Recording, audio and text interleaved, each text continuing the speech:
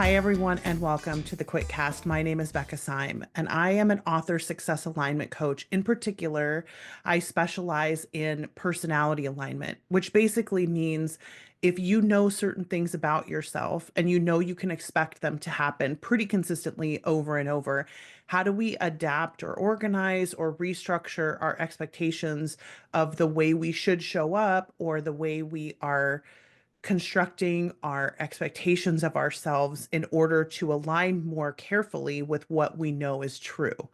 And that is all about being able to maximize the success that we have in this industry. And that's really important when it comes to talking about what we're going to talk about today, because there's a big divergence between how people are wired and how we can expect them to have success in this particular area. So let's jump into it.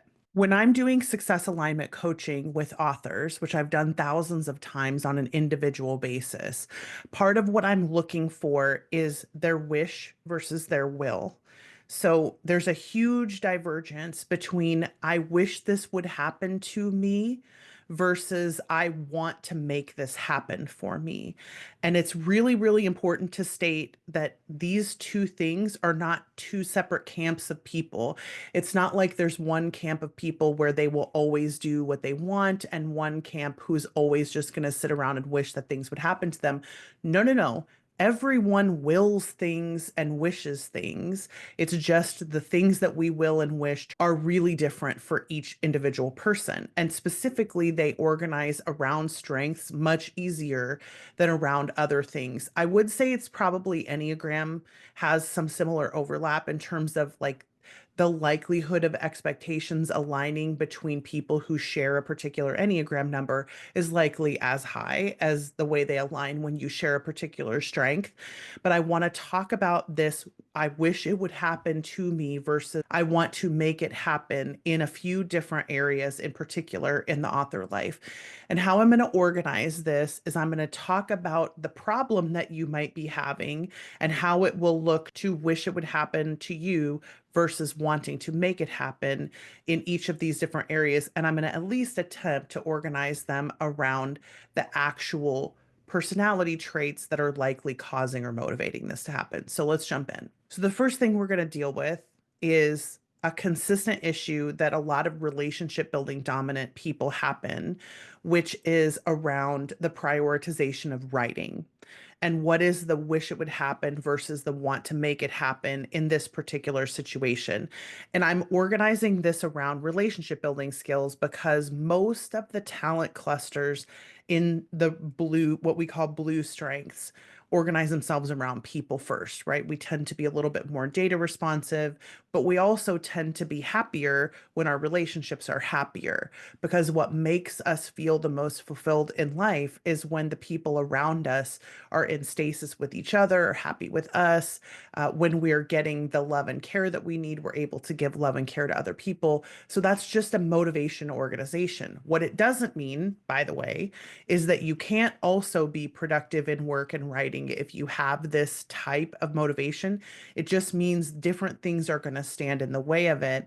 And so the goal today is to try to talk a little bit about what will happen when I wish it would happen versus when I want to make it happen, and what some of the skills might be to change those. So, when I'm relationship building dominant, I am likely to want to make relational connection, happiness, stasis happen. So, in any situation where there is a lack of emotional connection, where there's a lack of depth, a lack of stasis, a lack of health in a relationship, I am more motivated to make that execution happen than I am to be motivated to ignore that and focus on my writing. And that's not a bad way to be wired. It is not a downside. It is not a weakness. It is a very strong way to be wired. And there are ways that all of those relationship building strengths play out in your writing that can actually make you a better writer. It can make you stand out in a crowded marketplace, etc. So everything that has an upside has a downside. And the upside is we tend to have, and I say we because I have a lot of relationship building talents, we tend to be rightly related to people. We tend to have healthy, full relationships. But the downside is if we have the wrong kind of people, around us, or if we are trapped inside relationships that don't have resolution, or if we are highly responsible for people at certain phases in their lives, it can be more difficult to deprioritize that because we are so motivated and so driven in the I want to make this happen around relationships. And specifically, I see it the most around happiness and stasis, right? So I want the people around me to be happy, or I want them to be safe and secure, depending on whether it's peace or love that we're aiming at, right? But when I have a high concentration of those strengths and I'm in an unstable, unhealthy, difficult, right? Like the more my environment is full of negative emotions or a lack of peace, the more likely it is that I will want to. So, like, my motivation will be more towards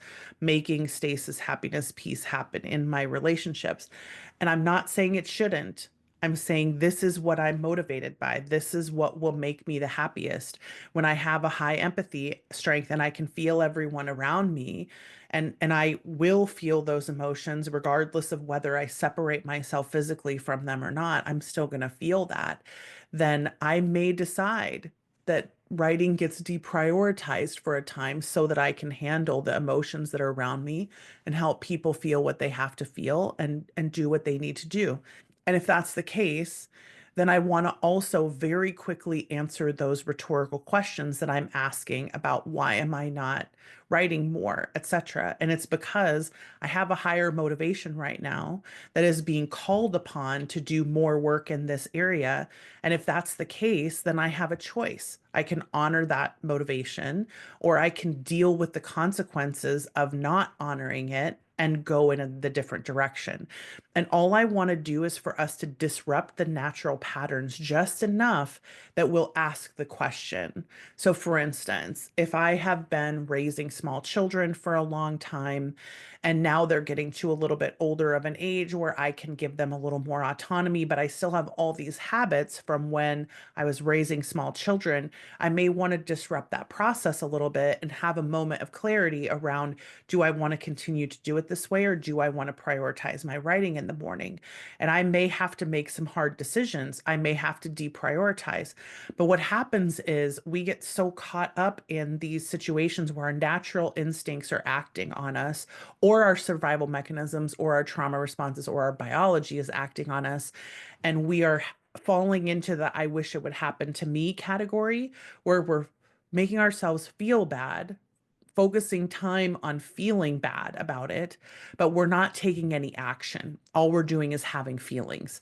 So if I'm sitting around being frustrated that I can't write and I can't accomplish things, but I am not ever giving myself the actual choice of, could I try to set some boundaries with people? Could I try to say no?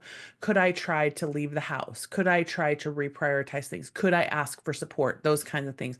And I'm saying them like they should be easy. I recognize they're not easy for most of us, right?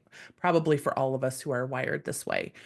But we want to at least give ourselves the autonomy of the question. So all I want to do is ask, am I willing to make the sacrifices that are necessary to prioritize more of the thing that I wish it would happen, right? I want to write more. Am I able to find a way to understand parenting differently so that I can understand the value of autonomy for children, understand the value of making them fend for themselves in the morning for breakfast if they're old enough, or something like that, right? Where I could say, you know what, there's some value in me not doing everything for them. There's some value in me not making all their choices. There's some value in me letting them struggle a little bit and me letting them try to understand things for themselves, try to learn things for themselves. Can I start re-understanding or reframing or learning? Because some of that is legitimately learning. It's stuff that we just wouldn't have known, and trying to help ourselves get to a place where we can make different choices. That's the question. If we still choose to be in the wish I could category, that's fine. If I wish it would happen to me, if I wish that magically my family would just take care of themselves so that I could write more, then that's me having a fantasy, right? And fantasies are also important and beneficial, by the way, because when I can't have the thing that I want to have, So when I'm in a long distance relationship and I can't be with the person physically, and I could sit there and wish and wish and wish and wish, but the wishing should also produce some of its own action on some level if we really do wish it to be true and not just wish it would happen to us. Because there's such a huge difference between I wish it would happen to me and I wish it could be true. Like there are steps, right? In the I wish it would happen to me. I wish it could be true. And then if you can't see my hands, I wish it could happen to me was lower. I wish it could be true was higher and more centered. And then on the other side, there is I want to make it happen. And then I want to make it happen. And then I make it happen, right? So those are kind of progressive places that you can get to in that skill chain of making something happen. But if all I do is let myself get caught up in the fantasy that has no action point, where all I'm doing is just, I wish that it would happen to me that I was, a 6 book a year writer. I wish it would happen to me. I wish it would magically change. Then we're not giving ourselves any agency in that situation. Because sometimes we have to recognize that there's nothing I can do if I'm raising small children, if I'm again, I return to the long distance relationship because it's so time oriented, right? It's like, well, when you can be together again, then there's a timeline for that.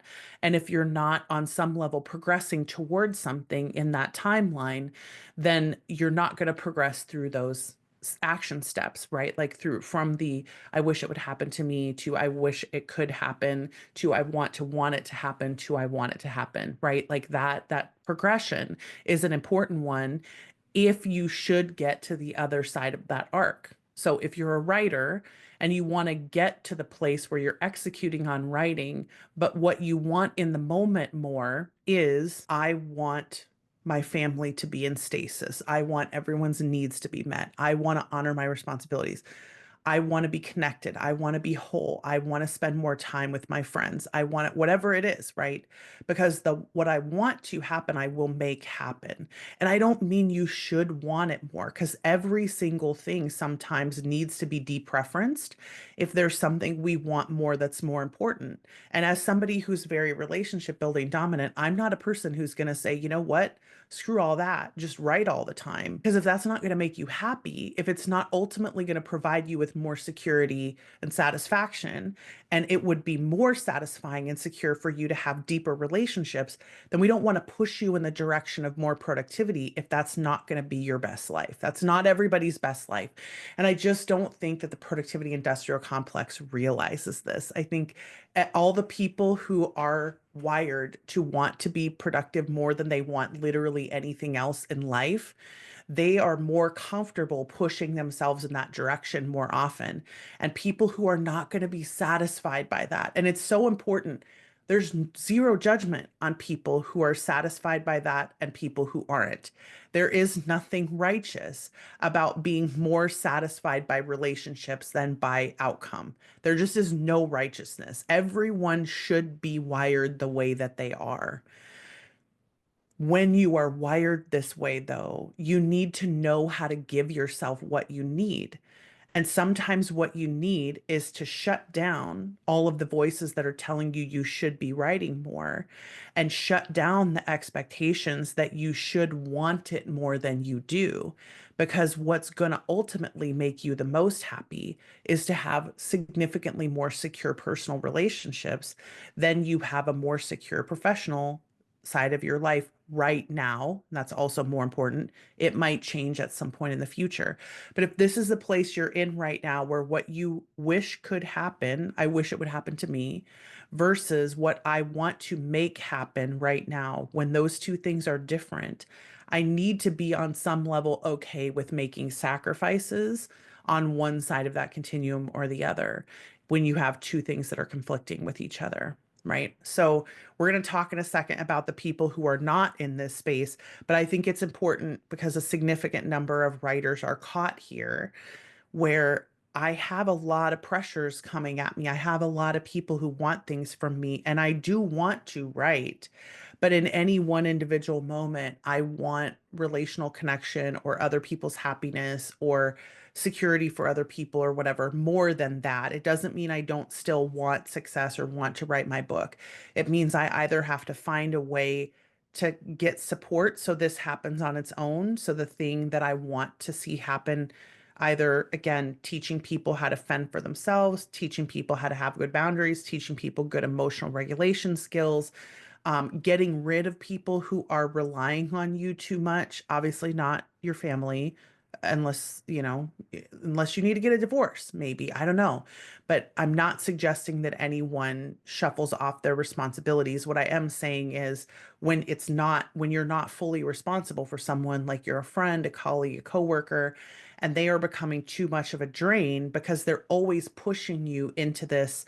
I have to want to need you to be stable and secure right now because you're relying on me to produce this for you. And so it doesn't allow me any agency and freedom to be able to say no to you, right? When there's that level of requirement for someone and they are not a high level of responsibility for you, that's where, when you're wired this way, I would start asking if you need to deprioritize that relationship a little bit, because the more they're making you feel responsible for their regulation and they are not someone that you actually need to be responsible for, the less likely it is that that relationship is going to get easier over time. So again, I know it's easy for me to say this, but I do think it's important for us to have these conversations with ourselves when we are wired to want to produce connection, stasis, happiness, etc., in the people around us. I think that's really important.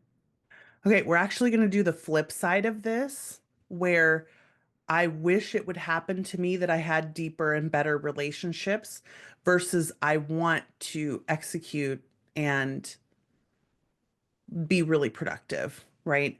Because when we see those two as opposites of each other, what typically happens is I will feel better if I'm more productive. I will feel happier and more secure if I have more success, if I have more money, if I have more fame, if I have more productivity, hard work, right, as its own outcome sometimes. But people who fall on that side of the scale have the fantasies of the relationships happening to them because what they would like is for easy, comfortable, happy relationships because they still want connections. They still want family, romance, professional, personal, emotional connections, right? They still want all those things. It's just that they have a higher level of skill set in this other area. And so often, what I will encourage people who are in this space is to make your relationships into work. And this is one of the areas where, with the previous example, right? One of the things I didn't say was you can turn your work into relationships because you can make collaboration happen. You can make other people be involved in your process. You can co-write, sprint, not co-write, collaborate, right? But write, body double, things like that, where I'm creating relationship while I'm working, right? So there's that element of realign some things and then you can have both at the same time. That also happens here. And what I would say on this flip side is if I'm a person who it is very easy for me to work, it's easy for me to execute, have tasks, etc.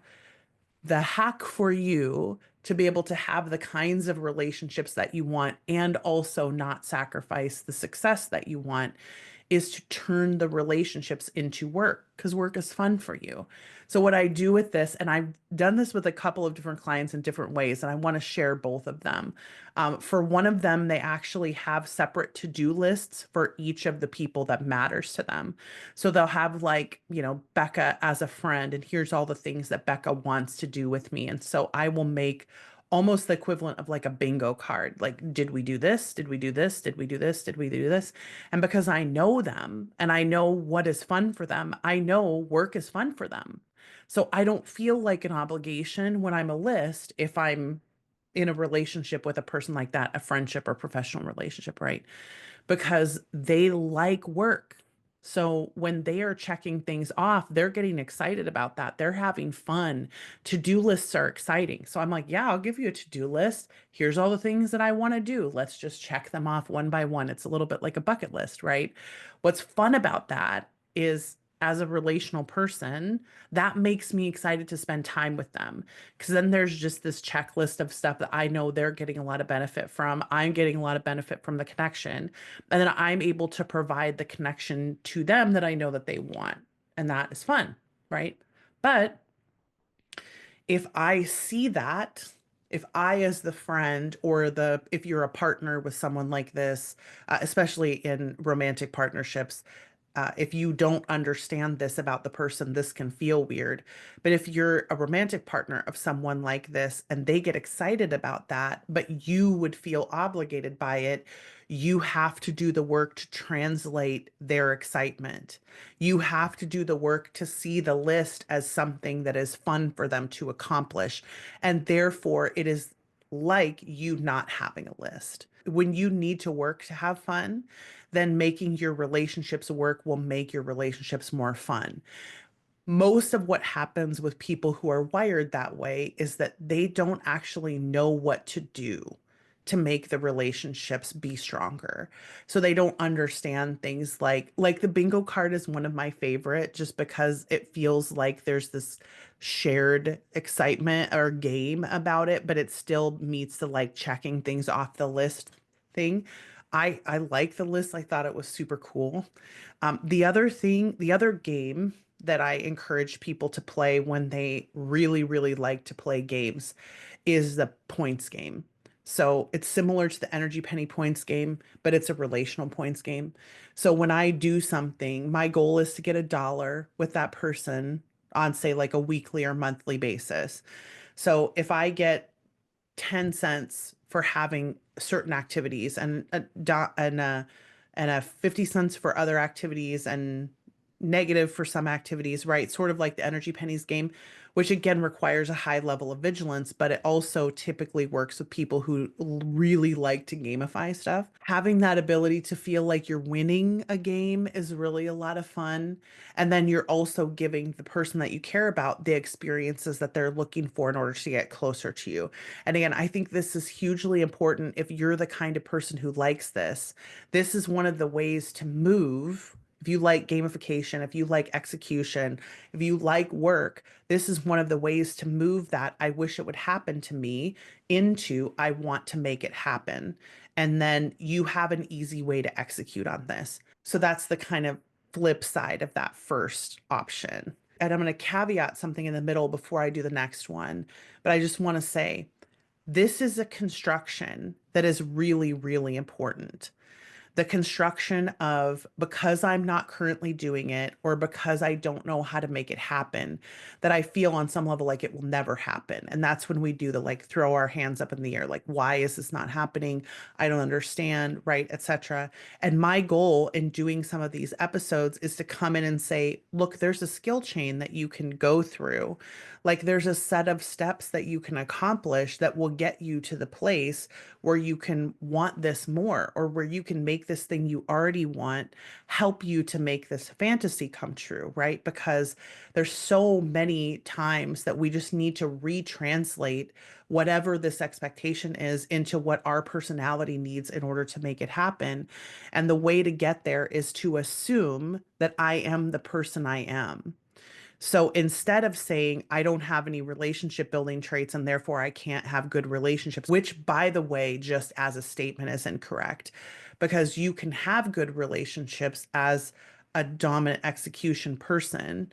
It's just you're going to have them in the way that execution people have them and not the way that relationship dominant people have them. So you may not have good relationships because, and this is so important for those of us who are dominant relationship building people to hear, it will not be motivated for the same reasons.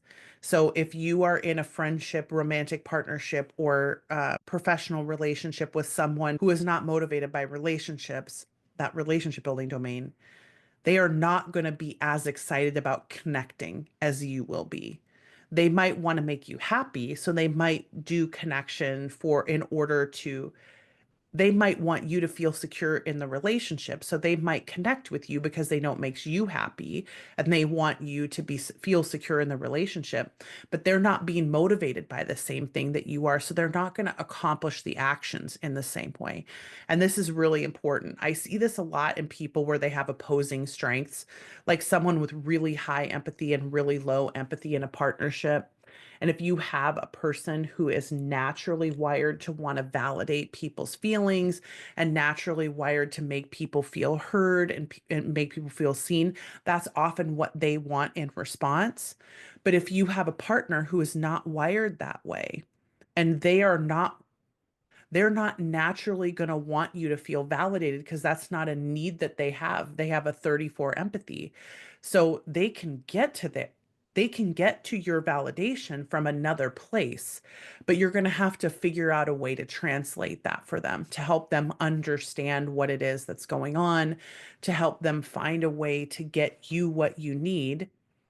Spoiler alert, sometimes the meeting of the minds here is I'm going to have to get my needs met elsewhere, which the way that we preference the romanticization of romantic relationships in specifically in this culture means that we are loath to go outside the relationship to get the needs met. But when you've talked about it and you understand this is not something I can provide for you, I'll never forget. I had a conversation with somebody who's really close to me when I was in my 20s, and they are 34 empathy.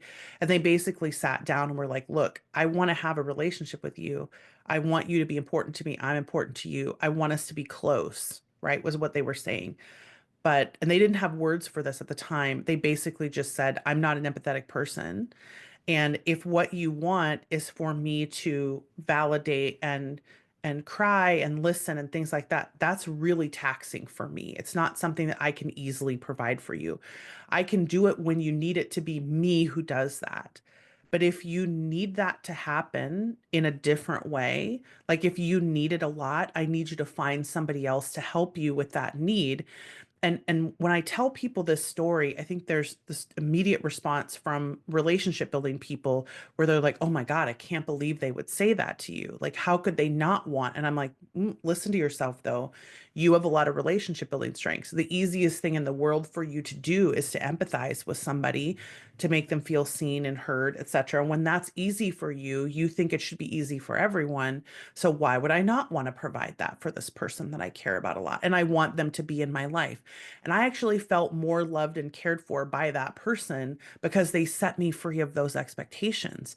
So rather than me laboring under this, like, why are you not doing it? Why can I not get you to do this? It's like, this is not something I can easily provide for you. It is a challenge for me when you want this from me, but I love you and I want you to have this. So I can do it when you really need it to be me who does it. But if you have it consistently, can you find a way to make that happen in other ways? And I feel like a lot of us would benefit from having those kinds of above the line conversations with people that we are really close to, especially friendships, family, romantic partners, where you want to maintain a relationship with this person for your whole entire life. But there are certain things they're not able to provide for you, and you want them to be close, but we can't be close in this way. So rather than me getting frustrated about it and continuing to act in a way that I'm frustrated, we have a realistic conversation about it. And then I no longer expect you to provide that for me, but we have an agreement that I'm probably going to go asking for empathy from, this, and this person. Is that okay with you? Okay, great. I'm not going to tell you this, this, and this. Is that okay with you? Like just having those conversations about that. And what's great, we still have a great relationship to this day. And what's great about that is I don't resent that experience anymore. I really did before that, like before in the years before we had this conversation. I really did. I don't resent that feeling anymore because it's like, oh, I had an unrealistic expectation of them. They couldn't provide this for me. It was just as easy for me to get my needs met by talking to someone else. And then when it really needed to be them that had that conversation with me, and we could have it because they were willing to go there. but they weren't going to be able to easily meet my needs in that way. And that conversation was so freeing and amazing and wonderful. And because we were both not just like secure in our relationship, but also above the line enough while we were having the conversation that we could have the full conversation. And thank God I had had crucial conversations training by that point, because it really it really allowed me to stay connected to that very tense kind of feeling of like, oh, I really was hoping, like one of my closest friends, right? I really was hoping to be able to have this kind of experience with you. And now that I know I can't, then I have to realign some things. Like I went through a grieving period. I talked about this conversation with other people because it was hard for me to go through that. And also, it's made our relationship stronger, like significantly stronger, because I'm no longer having that expectation. And I think so many of us, when we have this, like, I wish it would happen to me feeling, like, I wish it would happen to me. So I'll just use again the romantic thing because I think that happens. It's easy for us to internalize that, right? I wish it would happen to me that the fairy tale love would happen, right? And that kind of expectation that we have. And I can sit around waiting for that to happen. I'll never forget, I watched this video that was I'm going to try to say the wording right. I wish I could find it again because I didn't send it to anybody, and that's the only way I ever save videos anymore is when I send it to someone. But the video was someone who said, you don't fall in love, you make love happen. So falling in, quote unquote, is falling into passion, falling into pleasure, falling into fantasy, right? Like when you fall, you're falling into something that's not love. Love is something that you create over time. And specifically, the person who was talking, and I think it might have been Esther. If you know this kind of psychology TikTok or the psychology reels, you'll know who I mean. The French woman. I can't remember what her last name is, but Esther. I think it might have been her, but she was talking about how when people in the very beginning of their relationship want to have this love that people often get when they're 30 and 40 years into creating that kind of stable love with each other. And then again, the big point was this is an everyday active thing that you create together. You create this by consistently having hard conversations, by consistently sacrificing, by consistently having emotions, by when you reach that moment where you fall out of love with someone, you do the work to fall back in love with the person because you create, and I say in love, the emotional in love, right? Where you have committed and you want to be with them. And this is, I'm making an exception for things like narcissistic abuse. And I'm not trying to encourage anybody to stay with a narcissist or anything like that. What I am saying is when we have this movement from, I want the fantasy, right? I wish it would happen to me. So to put it into author terms, right? I wish I could make $1 million. I wish I could have a seven-figure contract.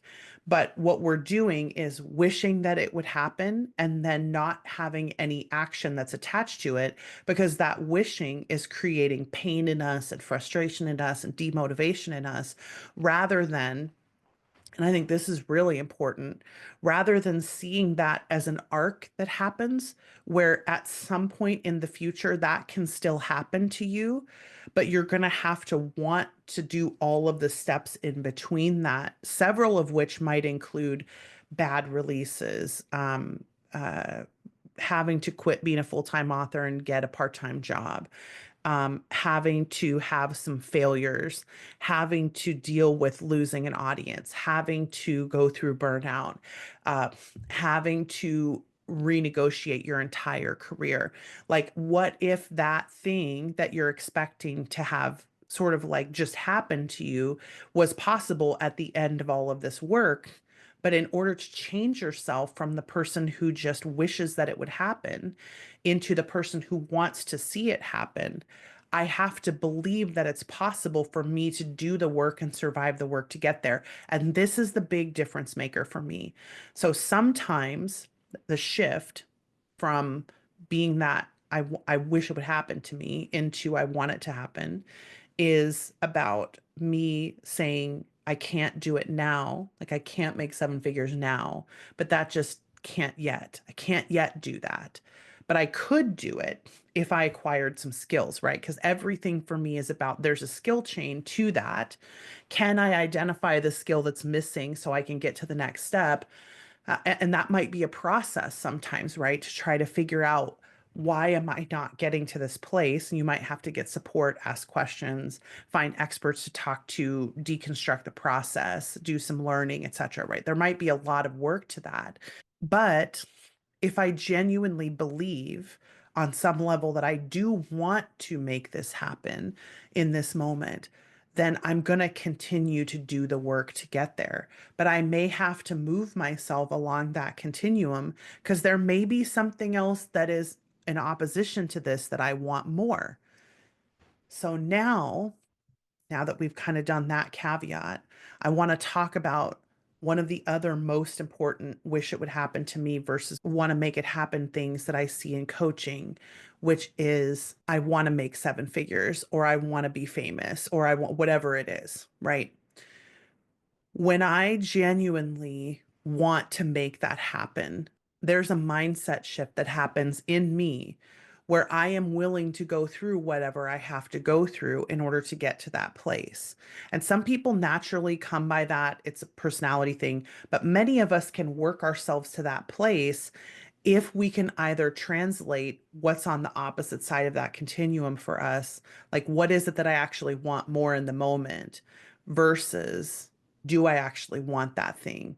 Because some of this, like in the first example, is you know what? I'm actually going to be more fulfilled if my relationships are happier.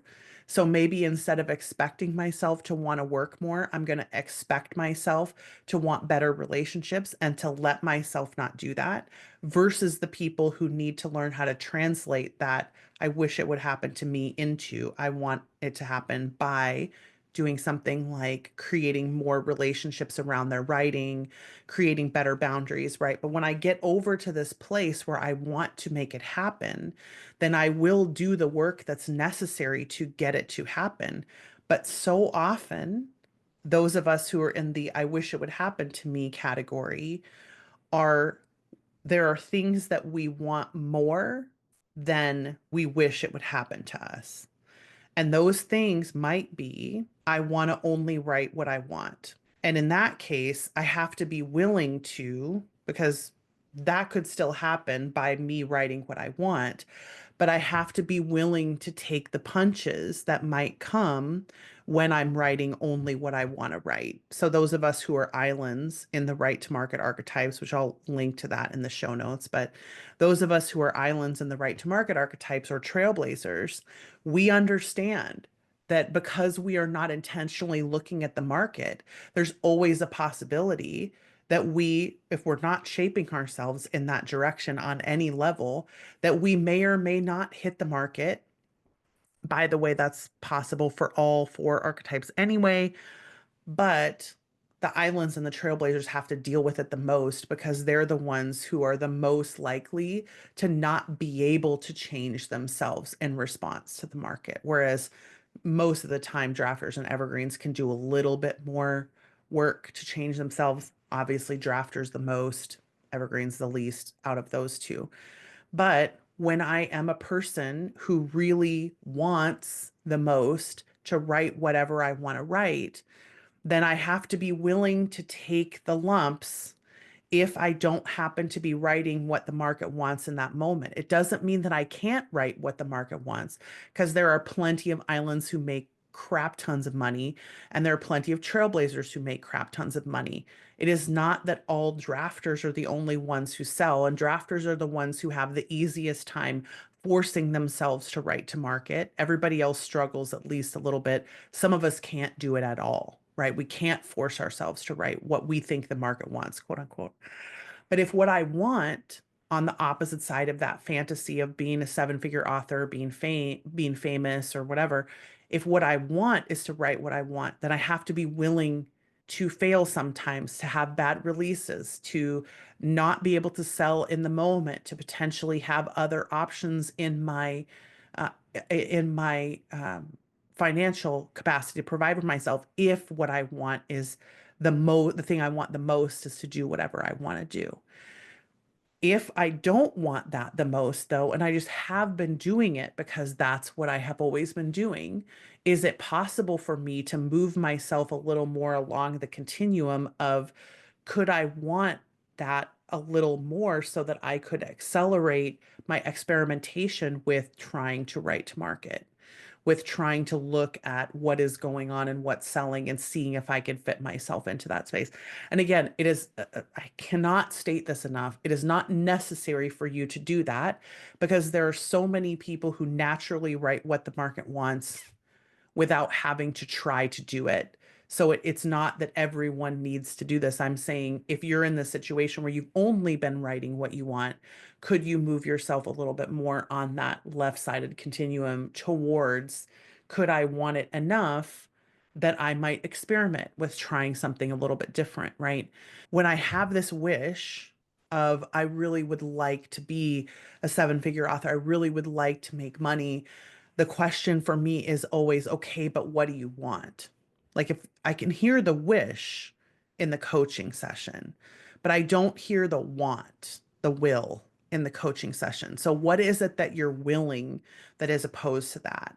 Because if it is things like fun, comfort, relationships, et cetera, like other things are more important, then we start the deconstruction of is it necessary for me to want it more? Because it isn't always necessary. And this is so, so important because for some people, them wanting the fun, wanting the creativity, wanting the excitement more than they want to quote unquote write to market or whatever we're saying is on the opposite side want to sell will actually make them sell. Them having more fun will make them sell. Them writing what they want more will make them sell. Them being more creative, more outside the box, more weird will make them sell better. So it is not predictable that you are going to sell better if you do it the right way, quote unquote. And I'm using air quotes intentionally because I do say the right way with a little bit of sarcasm. There is no right way for everyone. There's only the right way for you. And that requires knowing yourself and experimenting towards your best execution. But for some of us, we need to start executing a little bit along that road. So I might say, and even Becca might say to me, if I'm coaching with Becca, I might say, I really, really would like to sell more than I am. And I might ask you as a coach, right? Have you tried TikTok? Just as a for instance. And the immediate response is, no, I hate TikTok.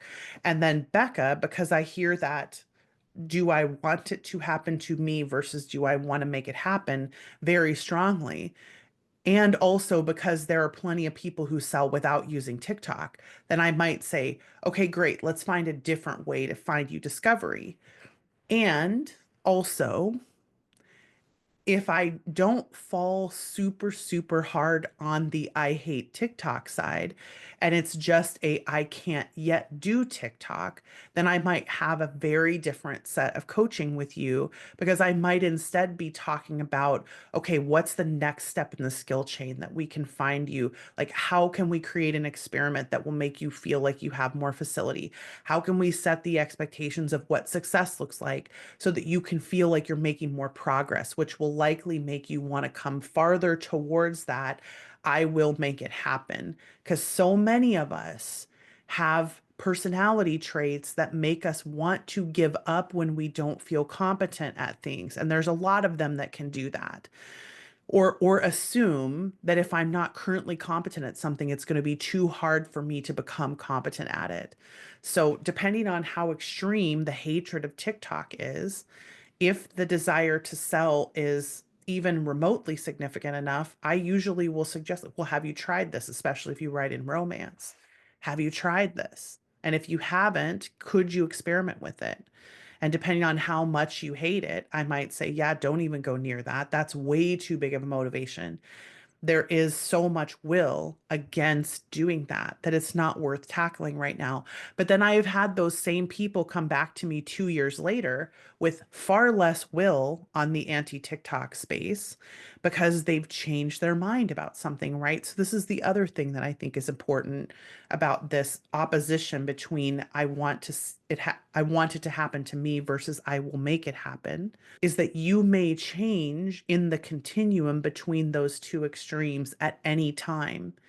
And a lot of things can make you shift more towards the fantasy or more towards the will. And again, it's really important to remember fantasies are necessary. A lot of us need to keep I want to be a seven-figure author in our fantasy because if it happens to us, that's amazing. But if we spend all of our time trying to do that and going hardcore after it, and then it doesn't happen, we will not be happy with the work that we've done. So there are some of us who need to leave that on the side of, I would love this to happen to me, but what I want more is to love writing. What I want more is to not run a huge business. What I want more is not to have to manage people. And there's always something when I want to do this thing is actually, I wish it would happen to me. There's always something we want more. And understanding what that is really important. And I'm realizing as we are getting into like minute 45 of this talk, I have like five more that I could do. I'm realizing that we may have to do multiple different ones of this, and we may actually have to divide these up into like the wish versus will kind of series and do a whole bunch of different. So if you have ones that you would like to see me tackle, please put those in the comments on the YouTube. And if you're listening to this on audio, you can send us an email, assistant@betterfasteracademy.com, and say, hey, could you please ask Becca to add this to the list of will versus wants? Because I really believe that this is going to be an important series for us. And because we're trying to do more and more in the skill chains area, where I'm trying to do some illustrations of common gaps in people's skill chains to get us through some of these things so that coaching with me doesn't become as necessary. Because again, my wish versus will, I do wish that I had less coaching. I do. I wish. And I think I'm probably in the second step of that where I'm close enough to I want to make that happen that I'm actually starting to take some steps. Like we changed from having only monthlies to doing now a quarterly program so that I could coach the same number of people, but coach them less often. And we changed a while ago, changed so that I don't do all of the post Write Better Faster calls anymore. I don't do all of the SFW calls anymore because I want other coaches to gain facility. I want some of my time back. What I want the most, and this is always going to be the thing that's on the other side of my wish versus will, right? Is I want the author industry to be okay because I have to exist here too. I'm also a fiction writer. I have to be present in a place where not everybody is okay. So if I want to make some kind of an impact on this industry so that more of us are okay than less, that's my only thing that I want is just that I will do whatever I can to make more of us okay rather than less of us okay. And my goal then becomes to try to do some more content that takes the place of coaching so that we can say, hey, if you're struggling with this, you can go watch this video. So please do take us seriously when I say ask for these episodes. Go in the comments and request something. Send us an email. You will not be bothering us if you send us an email to request another video in this series, and I'll figure out what to call it.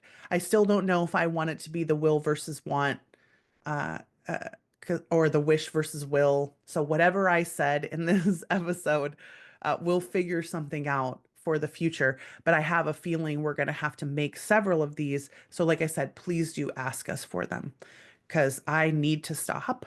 I can't do any more episodes that are 90 minutes long. So we'll do more content on this in the future. I'm feeling pretty excited to do some of this skill chain replacement stuff. We still have some skill chain videos coming about the right to market follow-ups. We have some coming on sustainability and on the business phases and things like that. So I'm really excited about what we're going to do in the future. But please do ask us. I can't make content you want if you don't ask me for it. So please do ask us for what you need. Thank you all so much for listening today. I hope this has been helpful.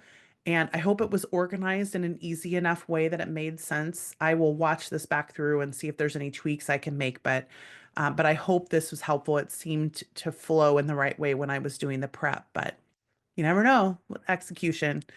All right, I hope everybody has a good week and go open the manuscript. And I hope everybody has fun writing. All right, see you next time. Bye, everyone.